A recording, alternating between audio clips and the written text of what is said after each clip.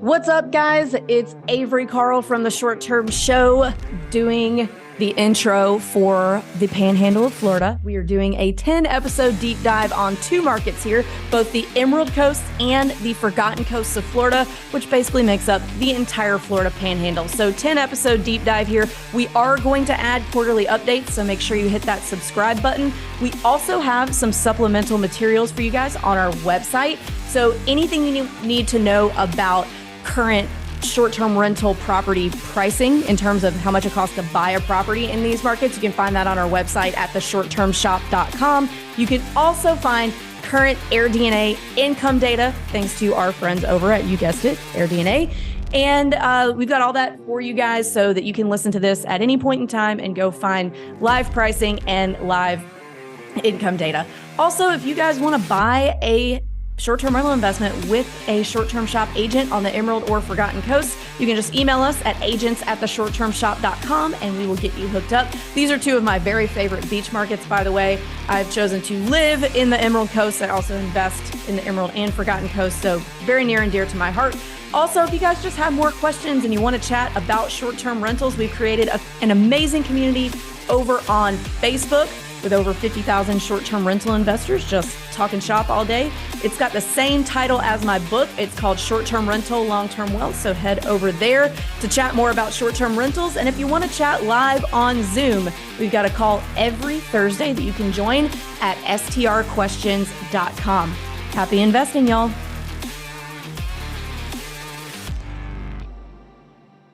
Hey guys, welcome back to another episode on the Emerald Coast of the Short Term Show special episode series. Today, we're talking about the setup process. So once you close, you're going to have to get your property ready to rent. So today, we're going to talk about all the things that you need to do between closing and getting your first booking. And we have a great panel today to help us talk about this. And first, we have Luke Carl. Luke, do you want to introduce yourself? Hello, I'm Luke. I teach Management Monday for the Short Term Shop, among many other things.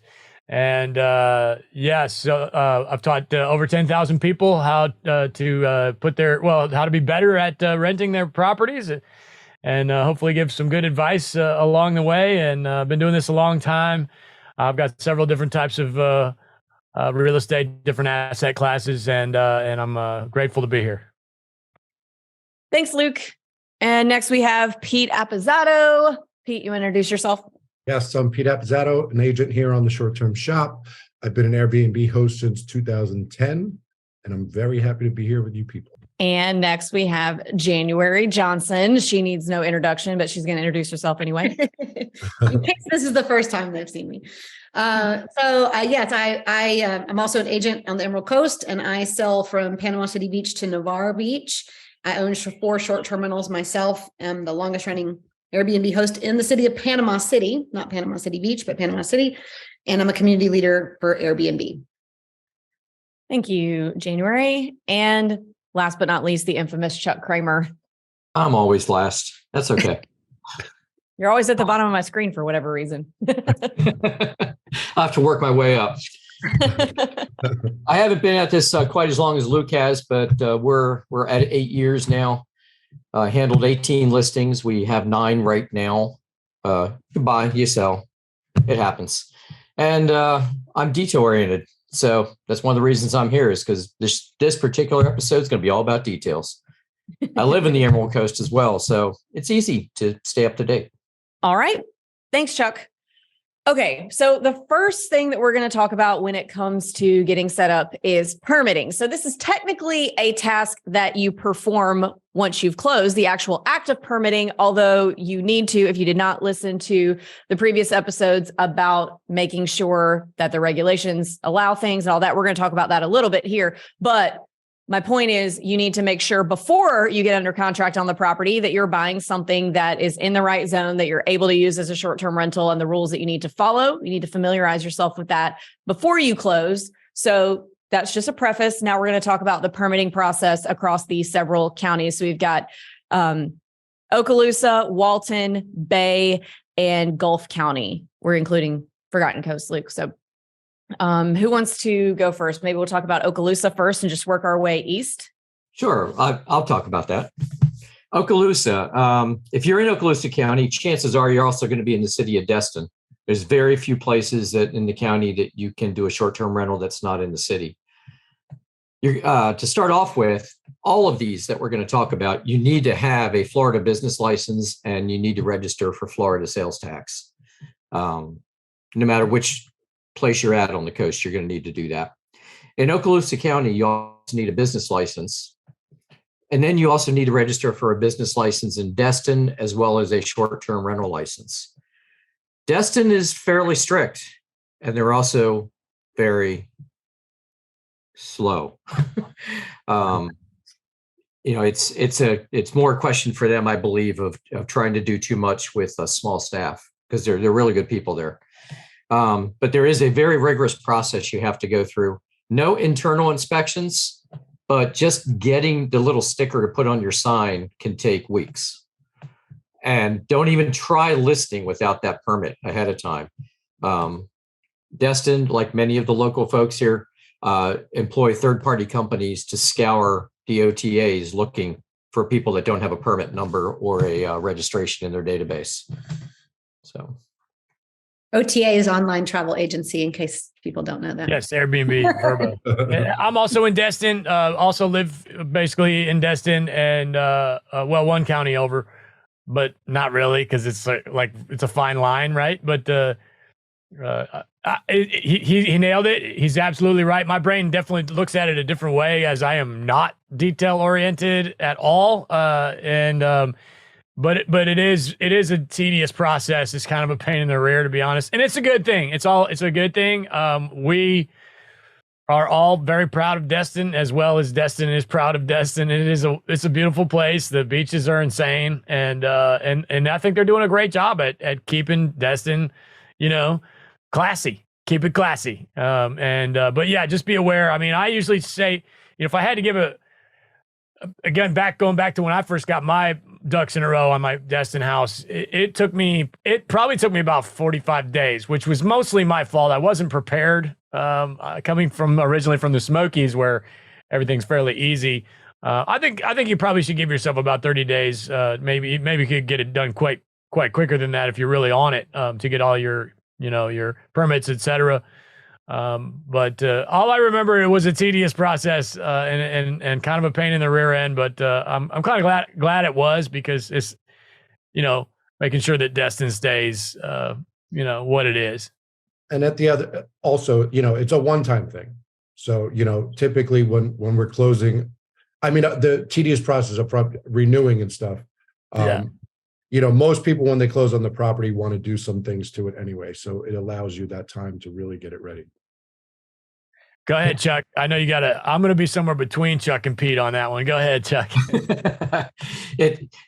Tedious is a good word, but Destin has been in an area of change. The years that I've been here, each year has been different, but the renewal process is no easier than your initial process. It's the exact same steps. There's no shortcuts.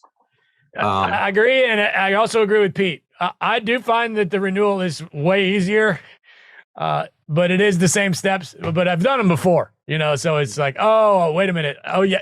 The hardest part about renewal for me is like, wait a minute, what was that stupid website I have to go to again? Like remembering. And then as soon as I figure it out, it clicks, and it is a much, maybe not easier, but for me, at least, it's a much quicker process, or at least time out of my pocket anyway, is less. I would agree. I spent a little less time this year, but it took me a lot longer to get my sticker. But and there is an order of things. Now hold on. Now we're getting way into the weeds. Yeah, they're now delivering the stickers, or at least this. They might change it again by the time that somebody listens to this. But this year they actually deliver. And here's an even funnier story. They delivered my sticker 2 days before I got a new sign, because you have to have a sign in Destin, and it has to be like the exact size, and it has to have the exact language on it, and it's very strict. So I went over there to put my new sign, and I was like, damn it, my new permit's already on the side, my new sticker. So I emailed him again, and he goes, no problem. If you take it off the old sign, can't get it back on the new sign, just let me know. I'll bring you a new one. And sure enough, it didn't stick. So I sent him an email. And then the next time I was over there, I had a new sticker. Used to be back in the day, you had to go get the sticker from the city. And I didn't even live here at the time. So that was like, it was kind of okay, well, I guess I got to go to Destin, poor me. But you could send somebody on your behalf, but at least again, we're getting way into the weeds. They are delivering the stickers, at least in 2023. Yeah. And look, we are in the weeds, but some of this is going to come up again and again as we talk about the different jurisdictions. So we're kind of laying it out there. Yeah, and Destin, I mean, again, there's more of a need to talk about this in Destin, really, than, or maybe Walton County, than probably any short-term shop market. Mm-hmm. Yeah, and I want to clarify that they're not like putting a cap on anything or telling you that you can't have a license. They're not going to tell you no. You just have to make sure that they have all these things on file just so that things are organized. So you have to supply them with things, and they might tell you have to change stuff, but they're not going to say, no, you can't have a permit, and then you're going to be screwed. So when we say like really strict and really hard, we don't mean it's hard to be allowed to have a permit. It's just a process to get the permit that you are allowed to get, basically. And I think it's a good thing. I mean, there's other jurisdictions around the country. I mean, when I started in Manhattan, it was kind of a free for all, and there was no regulation really, other than them technically making it illegal at some point. But I feel when the jurisdiction is actually friendly to it, jumping through the hoops is a good thing. Once you get it and up and running, there's a reason why this place has been a mature vacation rental market for years, decades. Totally. It's also worth mentioning that many of the condos are exempt from this. Yeah. Can ask about saying that, because a lot of times I have customers who they hear HOA and they get worried that the HOA is going to change the regulations about condos and things. So yeah, I'm glad you brought that up. Yeah. We'll dive into that, Jan. Is that the case, or do we need to worry, or what? No, not at all. I mean, if the condo is, all along the coast, the condos are not residential condos. I mean, you could live in them if you wanted to, but that's not how they're run. They're run more like hotels, and the HOA is made up of people who own rental properties. So they're not going to vote against their own interests there. It's not some other entity that's going to make these decisions that's apart from the people who are the owners. But people from other states hear HOA and they immediately think controlling group of people who are going to take away your rights to do something with your own property. And that's not the case. Yeah. Yeah. I'm actually in a very rare area in Destin that doesn't have an HOA. Most areas do. And it's certainly not something to be afraid of. My property happens to be in like a little, I don't know, Chuck, how many, it's only like 7 by 4 blocks or something like that area. Maybe a square mile, maybe 2. That doesn't have an HOA. But I'll be honest with you, I feel like my little area, which is called Crystal Beach, not to be confused with Texas, is more strict in a lot of ways. Like the city is kind of more on top of us there because there's no HOA, like enforcing their own rules. Like the city, again, maybe I'm wrong about this, but I feel like in other areas, the HOA has these rules and things are kind of just in order. And where I'm at, I feel like the cops are kind of cruising around, and the code enforcement's cruising around a little bit more because there isn't like a governing body other than them. Maybe I'm wrong. Maybe it's just a weird perception I have. But let me put it this way: I have seen on many occasions. Let me tell you a funny story. The house we own in Destin was vacant for quite some time before we purchased it. It was in bad shape and just had been sitting there kind of, in disrepair. And the driveway is a circle, which is rare, kind of weird for the area. So in other words, you can just pull in and then pull right back out. The cops had set up shop in my driveway to hand out people walking down the street with open container tickets.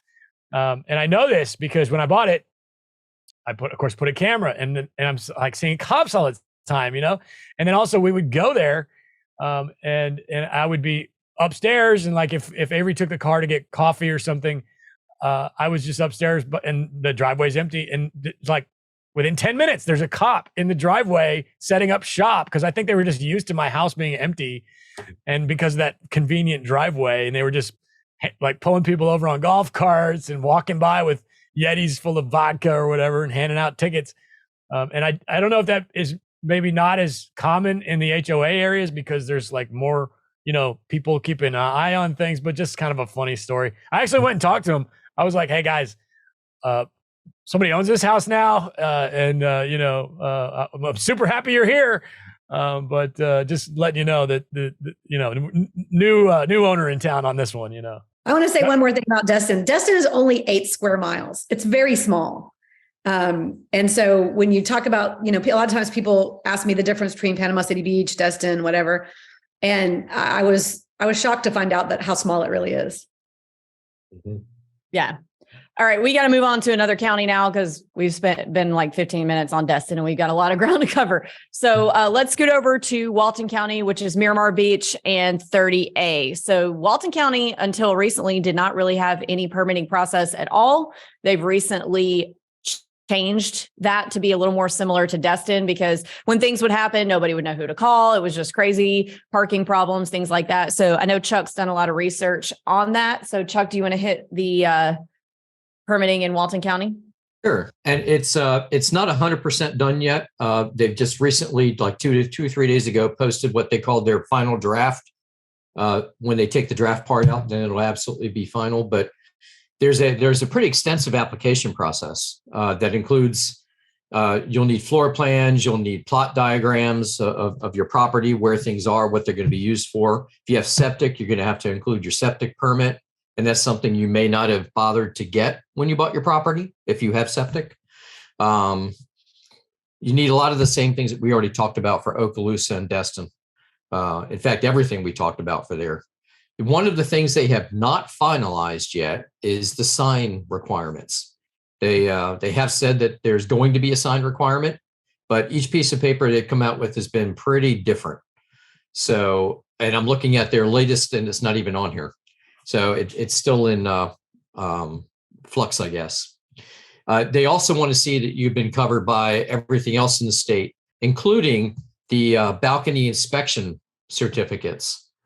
In Florida, if you have a short-term rental has 3rd floor or above, you have to have a balcony inspection certificate.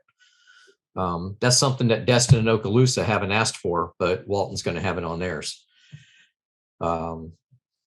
So this is a brand new process, and I've worked with governments of all types for a very long time, and my gut feeling is it's going to be a very bumpy road the first year as they feel out the process, and hopefully they're going to be lenient with some of these things during that, because enforcement of this is going to be new for them as well.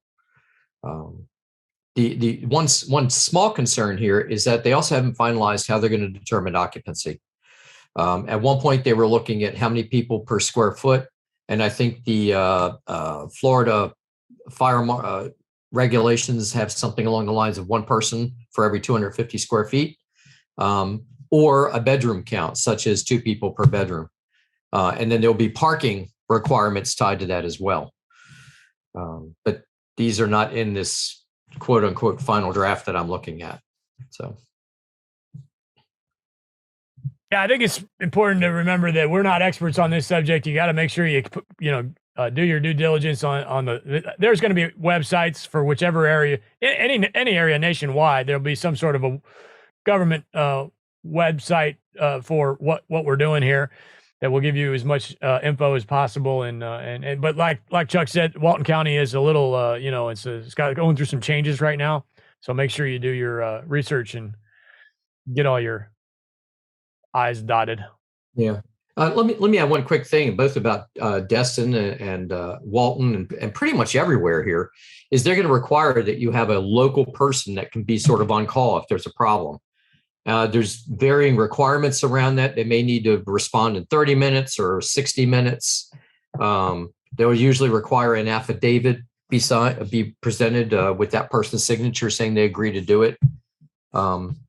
Most of the time, we recommend folks talk to their potential cleaner or handyman about doing that. But start that early, because if they're not interested in doing it, it could be a little harder to find somebody to do that for you.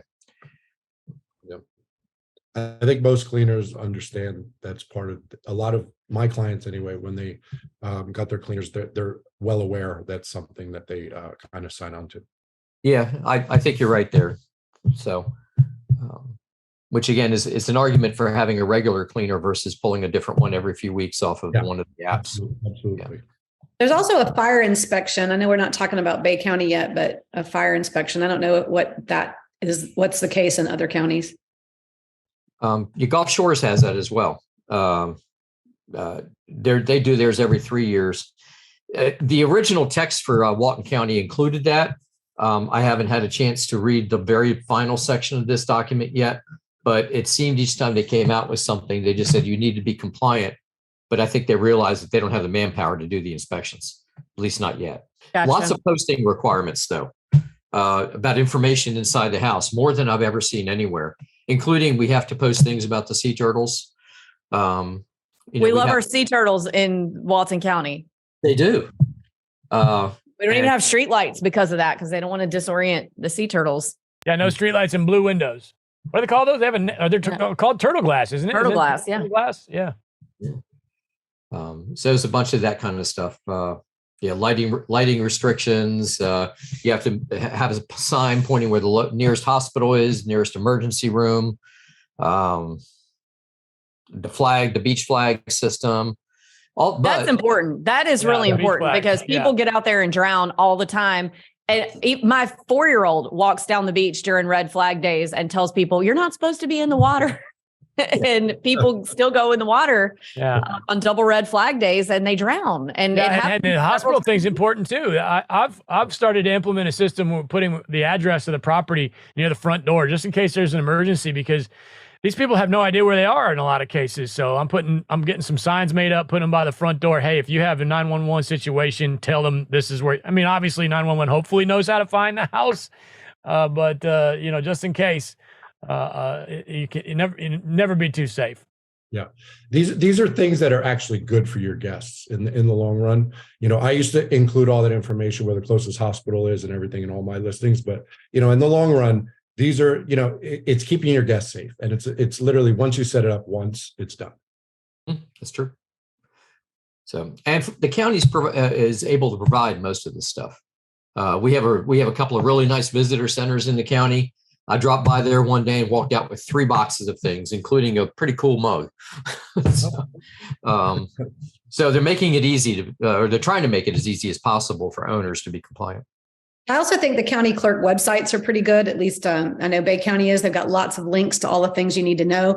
And people are very helpful. I mean, granted, they want to help you pay your taxes, but they are helpful. So if you need to call and get information, I think it's easy to do that. Yeah, absolutely. I've been actually surprised at how friendly they are on the phone. Yeah. That's a big difference. Yeah. It's hard not to be happy here. Yeah. I guess, Avery, if you want me to talk about Gulf County real quick, it's very similar there as well. We've got a property in Gulf County, which is just one over from January, basically, and it's very similar there. There is an inspection every year. It's an annual inspection, which is a little frustrating at first. I had not been party to that at any of my other properties, and the list it's a laundry list of things that you have to pass. But again, where I'm at in Cape San Blas, there's not even been real estate there for more than about 40 years. So it's most properties are going to be a little on the newer side there, and I didn't have any trouble passing my inspection first time, which I was very well prepared to not pass and get a list of items to repair and re-inspect because I read that that's super common, and they're very easy with the inspection process. That the guy gives you his cell phone number, and it's just a dude, and he'll text you and say, "Can I come over and inspect this thing?" Like I said, my first time I passed, no issues, and then every year you basically just go back to that guy and he goes back out and checks. I guess the biggest thing there in in Gulf County is the railing height. Again, I don't want to give a specific number because I don't remember things. And it's I don't want to step on any toes or get myself in trouble. But the railing has to be a certain height on any porch or deck, and it's a little higher than normal, I think. So make sure you look into that. Again, fairly simple process, and there's a couple guys in the area that go around swapping out the railings for taller railings because it's a thing.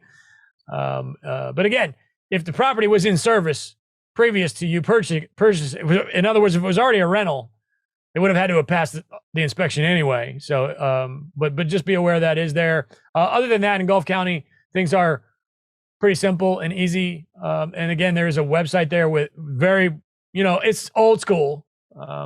But the phone number at the bottom, they're super helpful. Just like everybody's talking about, in all these markets. Yeah. And, these offices are small too. Chances are if you call 3 times, you're going to get the same person all 3 times. So that's how good they are. Yes. As a matter of fact, in Destin, I don't want to give her first name because I don't want to be like bombard her, but her last name is Destin, which I don't know how that happened. Chuck, I wouldn't be surprised if you asked her in some conversation at one point. I think she's actually in a different role now. I don't think she's handling permits anymore, licenses.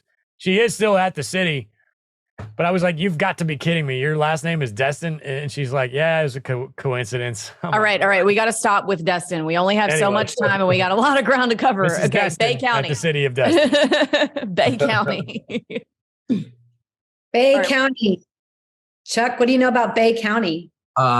Bay County is probably one of the first ones around here to have regulations, as far as I can tell. You also within Bay County, you have Panama City Beach, the city, and you also have Panama City. It has their own regulations as well.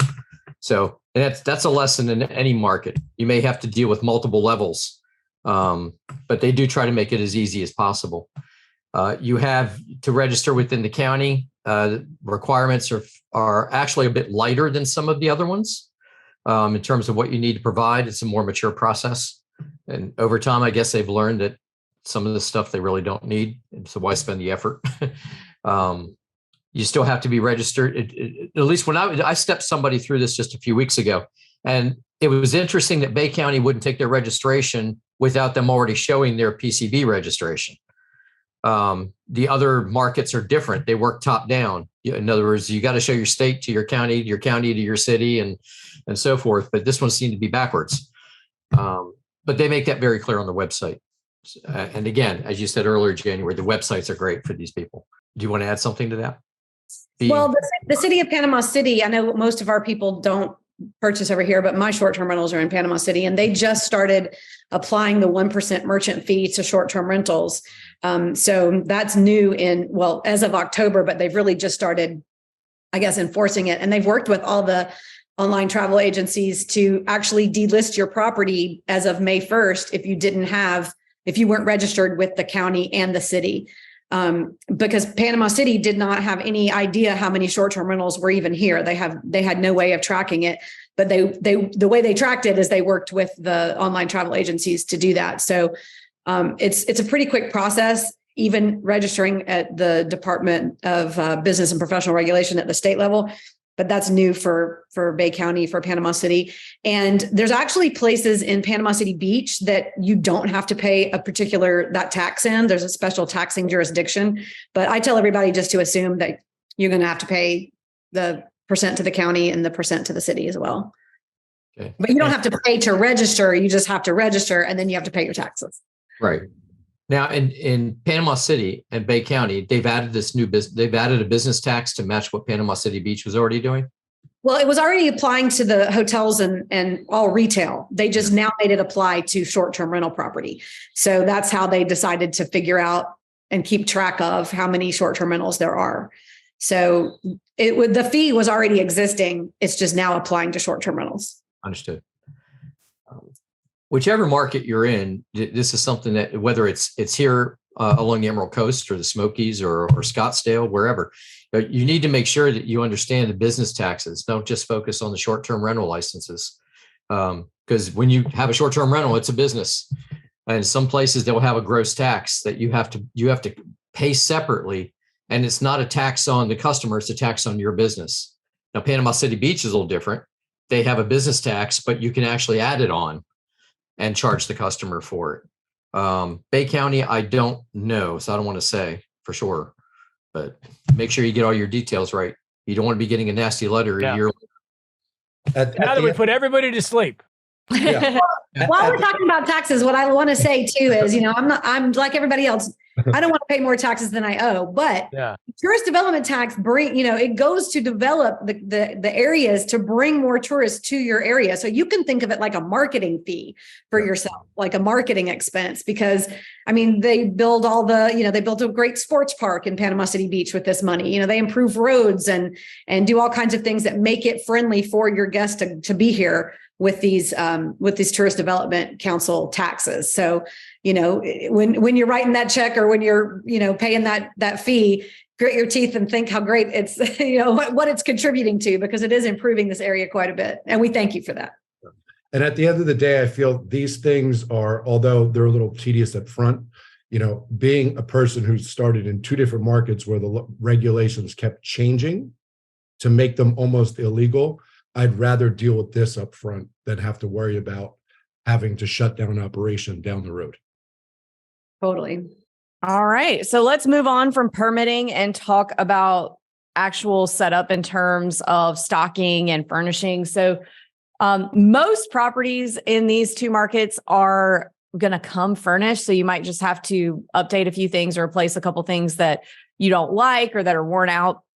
So if you do have something that is not furnished, typically there are local furniture companies that are really, really used to having to use a door code. Luke calls it door code culture. So a lot of them are going to be really helpful in terms of being able to get things furnished. They'll come and set things up for you, where in some markets, like, people won't do that. Like, we are also recording the Texas Hill Country right now, and they're not comfortable with that out there yet. But here in these markets, they're pretty used to it. But it's unlikely you're going to have to furnish from the ground up. So let's talk about stocking really quick. What are we stocking typically in our houses in terms of paper products or coffee or toiletries? Let's start in the kitchen. So let's talk coffee, spices, paper products. I love a good coffee bar. I like to put coffee with different kinds of sugars and different kinds of creamers. And I have a regular Keurig and a, whatever other kind of pot you call that, a drip coffee pot. I'm not a coffee drinker, but, and I like to stock those things because I think that's a nice touch when people are there. And I know coffee drinkers appreciate that.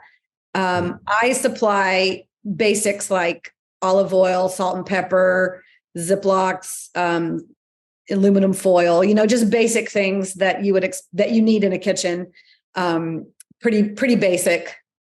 But I also provide, and this is obviously specific to the host, but I also provide like some popcorn, maybe a little spaghetti and, spaghetti sauce, because, people might be arriving at my places at 10 o'clock at night and they've got kids and there's nothing to eat, nothing's open. And so I at least try to provide some kind of a little snack that they, could get by on. That's individual to other people, but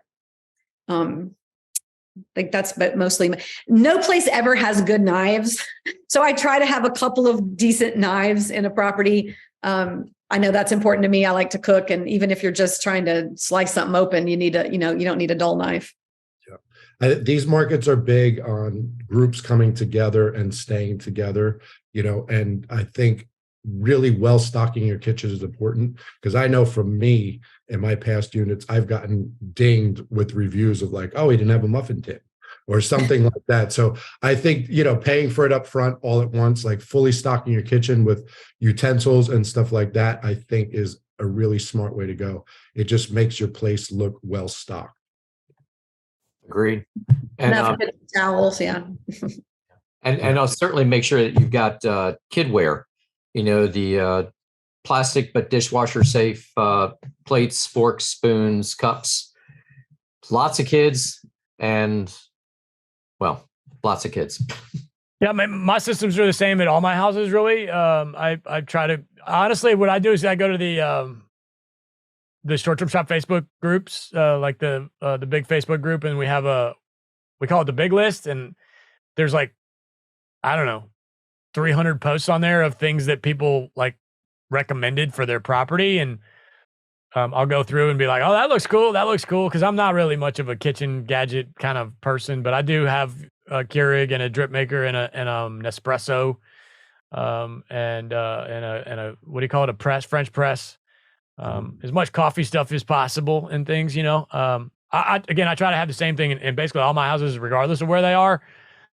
So that when something breaks, I know exactly what it was and just go back and order the same thing or something similar. Wine glasses. If you have a pool, unbreakable wine glasses. You don't want glass around the pool or at the beach. We also, in the last year, we started putting in the paper hot cups, things like the cups you get from Starbucks and stuff, because it keeps people from taking their coffee mugs to the beach or out with them. And we've noticed that our turnover in coffee cups has dropped significantly. And it's not even so much the cost of the coffee cups. It's the trouble making sure that you have enough and then suddenly finding out you don't, or it shows up in a review that, oh yeah, it was a 6-bedroom house and only had 5 coffee cups. I have a coffee cup system. I have branded coffee mugs with my, my company name for my rentals, which, it's like, I don't really push it or anything like that, but it's just a cute little logo, I guess. And I bought them on, if you give me a second, I'll find the website to recommend, but they were very cheap. It's so cheap that I don't even know how much. I mean, like $1 a piece or something. And so I buy them by the box, and I just put tons and tons of them in there. And if they take them, I'm happy with that. I put so many of them in there, it would take like a year for it to get to the point where somebody's complaining. And then I keep them in my truck. I have a box of those in my truck. So if I happen to be at one of my houses, I can just restock them. All right. So let's move to the bathrooms. Do we stock anything in the bathrooms? Beach towels. Yeah. Beach towels and better quality towels. I can't stand when I stay at a place and it's the cheap, really thin towels. You don't want to go so big that it takes forever to launder these things, but I think better quality towels and better quality sheets always goes a long way in making your property. And Sam's Club has really great bath towels for $7. And I buy them.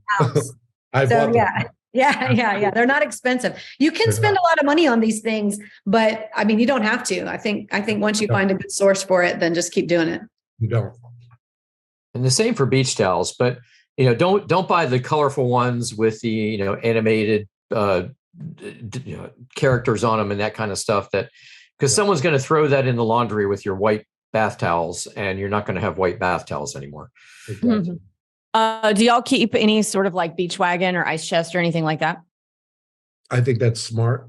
You want to make it convenient for when people come to a beach market, the beach is the amenity, right? So making their trip and everything convenient. So if you have a garage and stuff like that, I think that's mostly important to store that stuff there and give them it so they could actually make their trip to the beach easy and enjoyable. I have beach chairs and a cooler, and I encourage guests, and it's in my automated messages, that if they would like to leave items that they bring, like floats or snorkeling equipment or pool noodles or those kind of things, that feel free to leave them.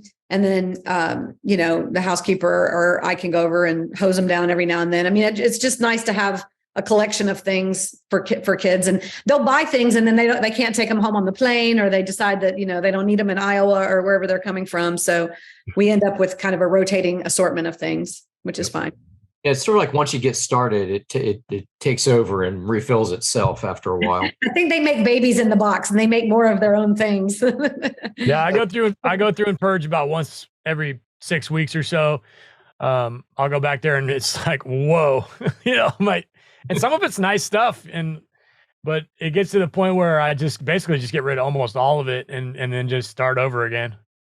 I have a couple of beach bags too, or, you could use it for groceries or whatever, but just being able to put everything in a big sack and take it to the beach with you, people might not be thinking that way already. We've actually managed to collect a large pile of stuff from the local beach shops that guests have left, and they make great beach bags. They are reusable. They're fairly sturdy. We also provide a couple of boogie boards, body boards for that kind of thing. Don't buy the $8 ones because they don't last. We do not provide any tents, any canopies, any umbrellas. they don't last. You won't get past 1 or 2 guests with those. And then no one tells you they break. Yeah, they don't tell you it until the next guest comes in, and then they're mad that it's broken. Yep. I do have umbrellas at the pool, on the pool deck. I've got 2 or 3, and they break too. Because if you don't crank them down, it gets windy here, and that wind, they're gone. And so, but luckily Lowe's is right there, so I keep extra ones. So if somebody does show up and says, "Hey, your umbrella's broken, your house is a piece of junk, 2 stars," I can say, "Oh, no problem. Here's where to find a brand new umbrella." And I keep one outside actually I have a little area that, all the pool stuff or the beach stuff kind of stacks up, and there's a brand new umbrella in the bag there that nobody ever knows what it is, and they don't mess with it. It's been there for like 2 months now, this spring. And so next time somebody says, "Hey, your umbrella's broken," I can be like, "Oh, by the way, there's a brand new one right there. Just throw the other one in the corner and we'll get it when you check out." Check with your insurance carrier. Some insurance carriers won't allow you to provide anything that's inflatable, which means even if guests leave them, you still got to remove them. And I have heard that from Chuck. And therefore, every time I go to my house and there's an inflatable, I stick a knife in it and throw it in the trash. I don't know whether my insurance covers me or not, but I'm not playing around with that. So I just get rid of them. Yeah. I tell you, one of my carriers is adamant about that and sends me a reminder maybe every 6 or 8 weeks. All right. So we actually did not talk about bathrooms, even though I said we were going to move to bathrooms. So do you guys stock any kind of shampoos, conditioners? I do whatever my cleaner does. I just say, whatever you're doing, if you got to charge me an extra $20 a turn for shampoos and soaps, I just make sure I do my best to keep it on somebody else's plate. Sorry, Pete. No, that's okay. I used to put in the showers. It was a thing by a company called Simple Human, and it's 3 containers, body lotion, shampoo, and conditioner. Because I noticed if you leave out bottles, they take it. So you know what I mean. So I think that is actually a good way to go. They do that on cruise ships. Yeah. It's just they fill it up with a large. I would buy it in bulk, and then they would fill it up during the turns when it needs to be refilled. It's a great way to do it for the cleaners. It's as long as you buy decent dispensers, they can be pretty fast. Yeah, the good ones. You don't want to buy a cheap because it'll be ripped off the wall. That's a good brand. That same company makes those really nice trash cans too. I put those in my units. Everything they make is good quality. So yes, it's like $70 or $80, but it's not cheap. Yeah, it's not cheap, but worth it. Yeah, absolutely. I actually have one of those Simple Human automatic opening trash cans. I never would have dreamed this thing would work, and we've had it for like 3 years now, and it's flawless every day. You don't even touch it; it opens itself. Yep. Nice stuff. Yep. We also put makeup mirrors, the vanity top makeup mirrors in our place, along with makeup towels. Black towels, yes. Black towels, the ones that you actually have makeup embroidered on them. Yes, and it's exactly not obvious to everybody. And that's, I believe that saved us a lot of linen. Yeah, when I remember when those first came out on Amazon, it was like, oh my God, somebody said, "Dude, you got to check this out. They got these new makeup, they say makeup on Amazon." And it was a huge deal. And now you go on Amazon, there's like 50 different brands doing the same thing. And it's just spread like crazy, but they're wonderful to have. You got to have them. Yeah. I don't stock this as a regular thing, but I have in the past put a big bottle of aloe lotion because people are going to come down here and burn the hell out of themselves. I don't provide sunscreen. I mean, like I said, previous guests will leave things, but I think that's a nice touch sometimes because, the sun can be brutal and people aren't expecting it, and it's very uncomfortable. We leave a simple suntan sunblock along with a little thing of aloe in the refrigerator. In case people show up late, they want to get to the beach, so all of a sudden they realize they don't have what they need to go. And there's a little sign on it that says, if you use it, please replace it.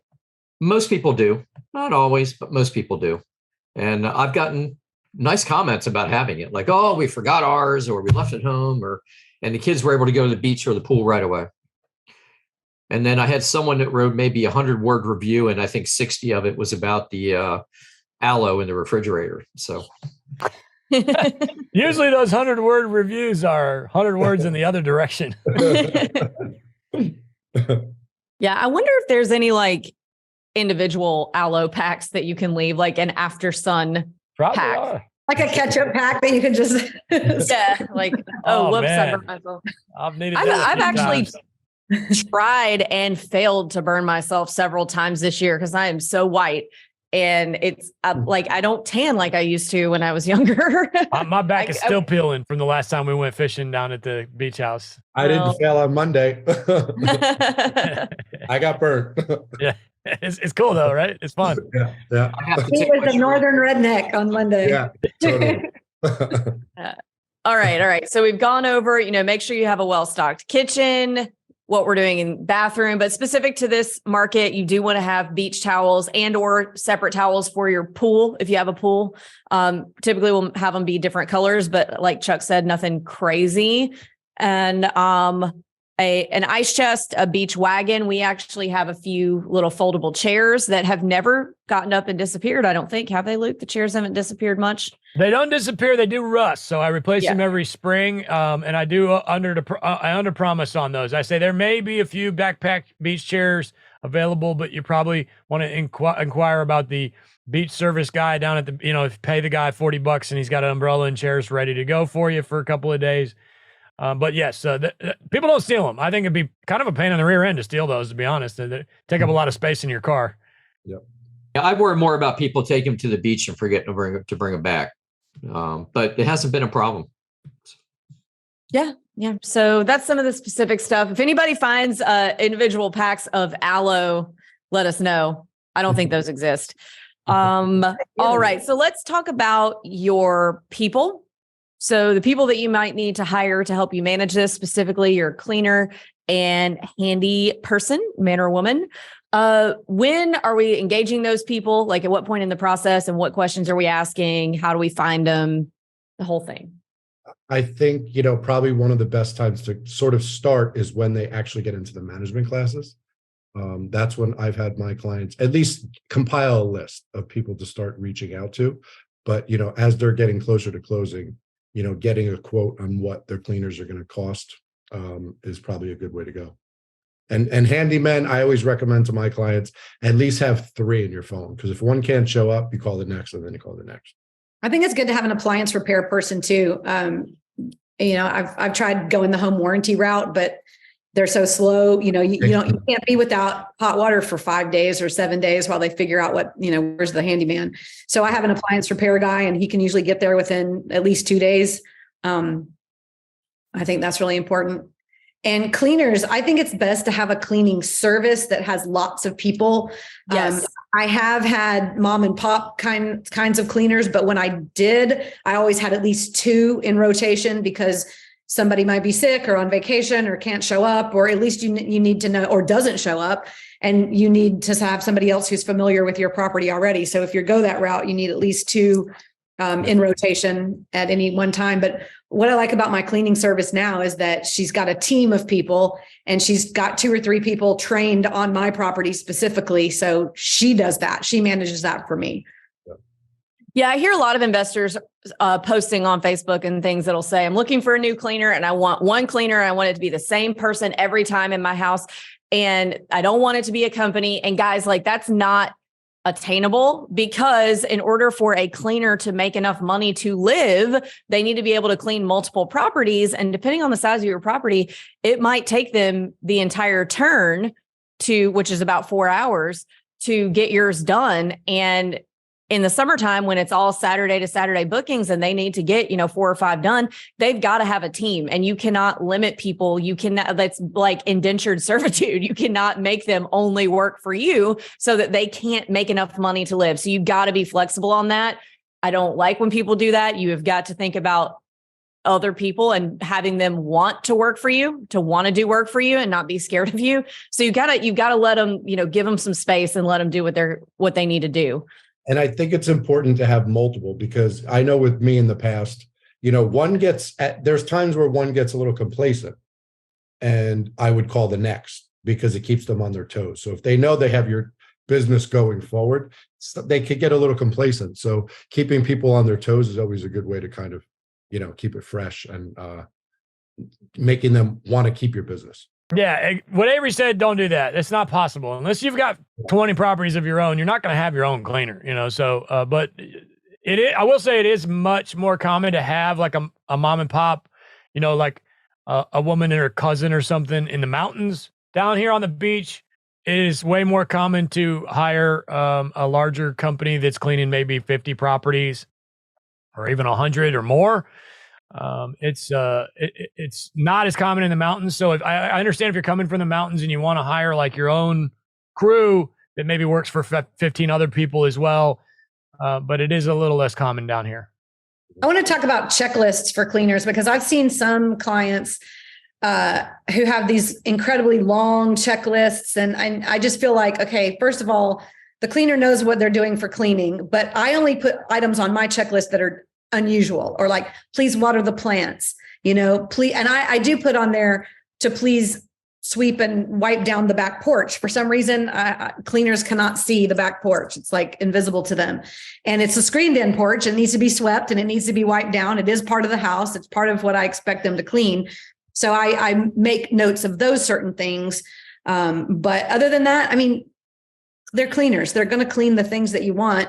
Or if you give them a super long list, they're going to ignore your list. Yeah, exactly. I agree. Don't micromanage your cleaner. You just have, especially if you only have one house. It's kind of like, who do you think you are? You know what I mean? Like, these people are professionals. Let them do their job. By the way, there are 0 individual aloe packets on Amazon. So there's a here's a marketing opportunity. Boom. Somebody listening to this wants to get into the short-term rental aloe business. Yeah, I think I need to, because I got burnt on Monday, and that's a good business for me. I would buy them. I would stock them. I would buy them too. I totally would buy them. Yeah, I'd put them in my beach properties. Yeah. The only time what I used to put on my checklists were not a regular, ongoing, daily or each turnover thing, but it was intervals, like change the batteries every 3 months and this and that, because you don't want to get to a point where, the fire alarm or the carbon monoxide thing is beeping because the 9-volt battery's hasn't been replaced in over a year. I carry those in my car.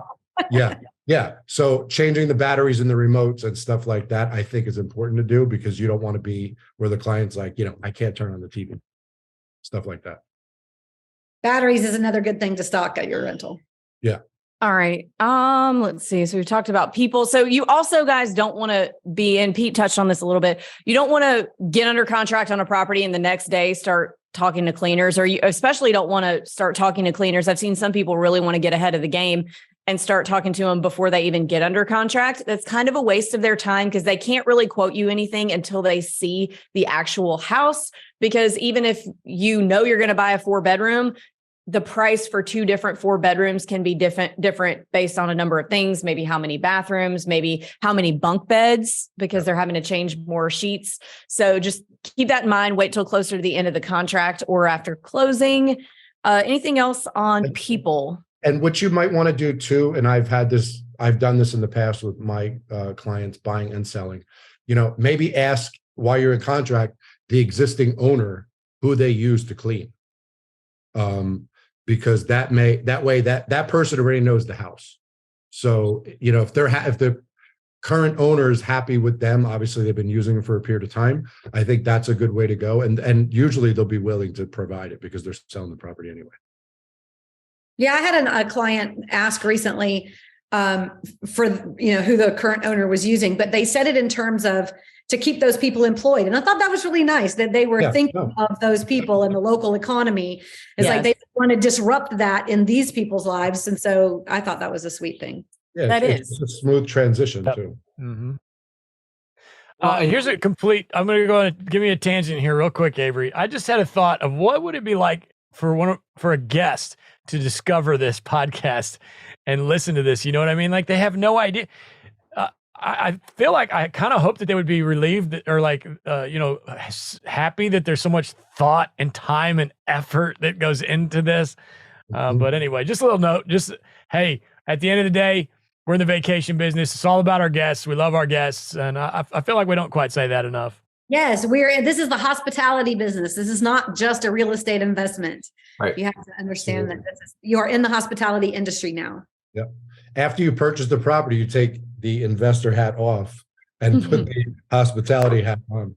Mm-hmm. All right, so let's talk about sheets and towels. I almost forgot about this. How many do you need to order for each bathroom? How many do you need to order for each bedroom? What are we doing there? Not the more the better, but at least 3 sheets for each room. 3 sets for each room. That's what I used to do. And Yeah, it is going to depend on your arrangements with your cleaner, whether they're going to clean them in-house or take them out or. Exactly. But yeah, the standard pretty much is 3 sets of everything. Yeah. Some cleaners have a linen program. So that sort of makes it easy, but in the long run, you'll probably end up paying more for it that way. But it really depends, like Chuck said, on how they do the laundry. Yeah, it's a conversation to have with your cleaner. Every cleaner is going to have a bit of a different system. If you like your cleaner, adopt their system. And if you don't like their system, probably don't hire them. But yeah, 3 is a good rule of thumb. But know this, however many towels you put out is however many towels they're going to use. So, I mean, if you want, like for my property that sleeps 4 people, I put 6 towels. But if I put 12 towels, they would use 12 towels. So they would use a different towel every day. And then that's creating a whole other issue. So I feel like, I have washers and dryers on my property. People can wash and dry their own things. They don't need to have 42 beach towels left for the cleaners at the end. Yeah, it's easier to leave extra laundry pods. Yes. Mm-hmm. How many laundry pods and dishwashing detergent pods are we leaving? Are we leaving the whole canister out, or are we doing it in a little jar, or how are we doing it? My housekeeper brings them. My housekeeper brings 2 or 3 and puts them out. Garbage bags, dishwasher pods, and laundry pods. She puts them out. I'm happy either way. Some of my houses, the cleaner will leave the entire bucket of, the little gain pods or whatever. And sometimes they will put 3, usually 3 in like a little tray, nice and cute somewhere. It doesn't matter to me either way. The only thing I don't want is the lack thereof. If they show up and there's not a pod or 2, I don't need enough for to do their laundry for the next 3 months, like if they brought because some people are crazy, they'll bring a whole van full of laundry or whatever. But I don't want them to have to show up and then, oh my God, I got to call Instacart right away. This is a drag, so anything but nothing is good with me. I'd rather leave out more than not enough. Yes. Yeah. We've moved to these, clear canisters, the kind you can buy in a lot of different places. And I just tell them, put a whole handful in there. Don't count them, 5, 6, 8, whatever it takes. Yeah. We find that the canisters don't disappear like the bags did. The bags are just a little bit too easy to throw in your luggage. You can immediately see how many are in there because it's clear. It just seems to work well all the way around. We do that for the laundry pods. We do that for the dishwasher pods. We do that for our turtle food. Turtle food. Chuck's got turtles at his house. They're in the lake. They're not in the house, right? Oh. Is that a liability? Can the turtle bite my son or something? You can't get them unless you go in the water, and we don't own the water. So my liability stops at the shore. Okay. All right. Turtle food. That's a new one. That's a new thing to stock that I hadn't heard of. I want to come to the turtle food house. I get comments on it all the time. People love it for their kids, and it costs me like, I don't know, $5 a month. What is it? It's actual turtles. I order it from Amazon. Yeah. It's safer for them than the people going out and throwing junk into there, like, I'm bread. typing in turtle food right now. And I want to see what this looks like. Is it pellets? Pellets. It's like, dried shrimp, some bugs, dried bugs, it's Bugs. it is, it's all freeze dried. So Freeze dried bugs. That's wow. Cool. There's like some fancy, there's all different types of turtle food. There's fancy, there's cheap. Depends on how well you like the turtles. Yeah. Are these purebred turtles? No, they're wild. And there's like 4 or 5 different varieties in the lake. So didn't know that. The turtles got papers, man. It can be worth it to add something like that. Think outside the box. Yeah, totally. All right. Well, what else have we not talked about in terms of setup that we need to talk about? Landscaping. Let's talk about that. Oh, Okay. If you got a condo, this probably isn't a big deal. You put a potted plant on the balcony and you ask your cleaner to water it and you're good. On the other hand, you buy a townhome or a single family home that doesn't have an HOA that does everything for you. You need to find someone to do that. There are a lot of landscape companies here, but based on my experience, they're all understaffed and overworked. The demand is very high. And it could take you some time to find somebody, someone even to show up for a meeting. I went 3 months just trying to get someone to show up for a meeting. And but once you find them, take care of them. Yeah. Again, sorry. Go ahead. Sorry. I was going to say, and almost related to that is also trash pickup. The counties have their schedule, but the county schedule may not jive with your rental schedule. And you don't want people showing up to 2 full trash cans. They're going to sit by the curb for 3 days until the next pickup. So you can make arrangements for that too. During the big season, and I think Luke does this, the trash companies offer a concierge service where they'll actually go pick up. They'll roll out the cans, dump them, put them back, and then they'll also do a Saturday pickup, I think you said, Luke. But there's also private companies that will fill in that you can hire for that. While we're talking about trash cans, I just got the city to replace my trash cans because they were just gross and stinky. And I thought, I'd like new trash cans. And so they were like, sure, just leave your old cans by the road. And it took them like a week and a half to get to it. So my neighbors kept dragging my trash cans back, thinking they were helping me. And I'd drive by and pull them back to the road because I was waiting for the replacement for solid waste too. But it's really nice. And the new trash cans make me happy to look at them because they were new at one time. And I'm sure huge difference. I've done that too. I think it was about 2 years ago. I called. I said, man, these trash cans are disgusting. I need new trash cans. And they were like, no, we're not going to do that. So I called again this winter and they said, yes. And I have 3. I have 2 regular and 1 recycle. They only replaced 1 of the 3, but it was better than nothing. Yeah. And one of my properties, I have 2, it's 1 address, but there's 2 units. And so I pay for an additional trash can there because the city in Panama City picks up trash. On the beach, it's different. It's privatized, but I pay for additional cans so that it's not disgusting and gross because they'll fill it right up and just pile it all around. And that's terrible. Yeah.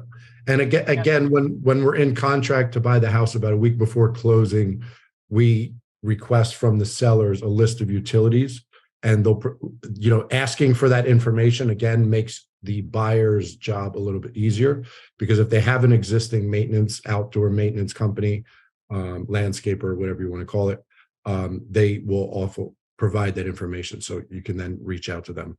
All right. Anything we need to do to set up pools if we have a pool? Water.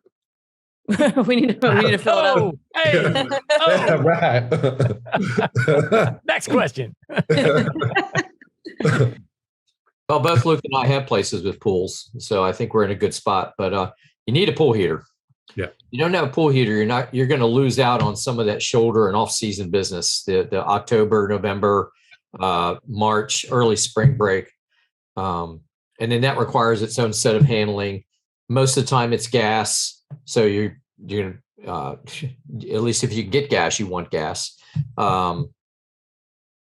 You also need to make sure you got a service company that's going to be responsive. They're actually going to show up you need to have regular maintenance done on the pool where they'll come out, clean out the stuff that blows in it and floats around and clogs the drains and checks the water.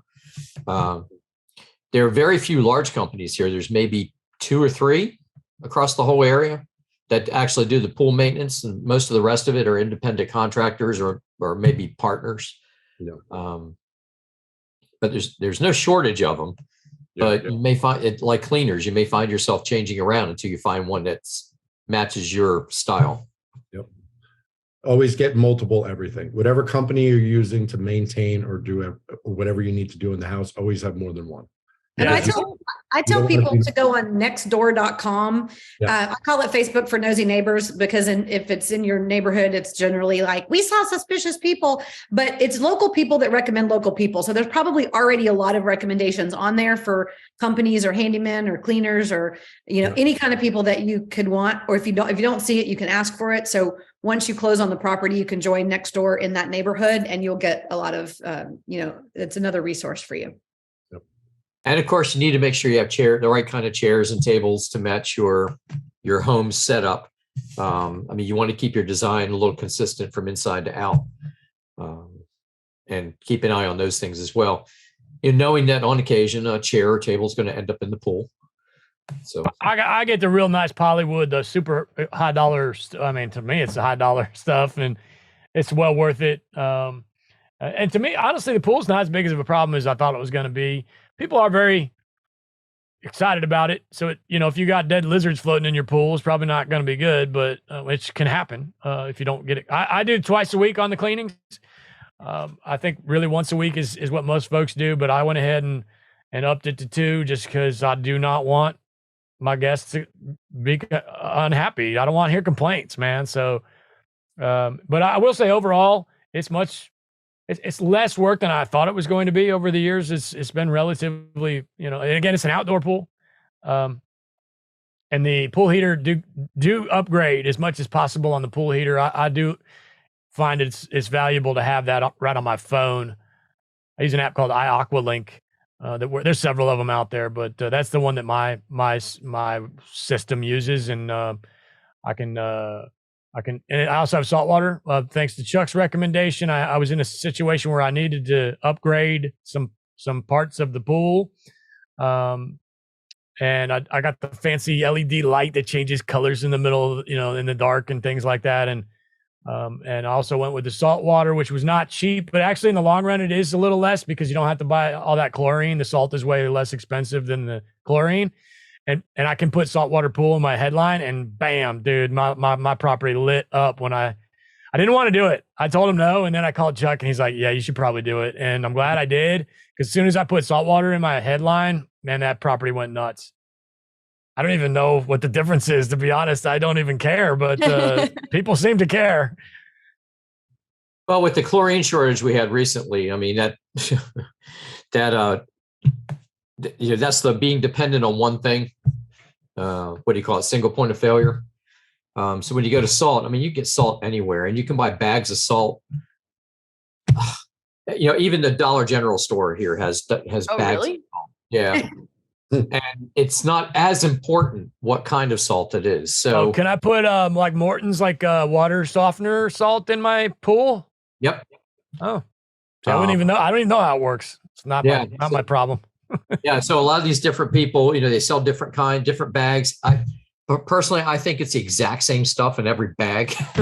It's just got a different price on it, but there may be small differences.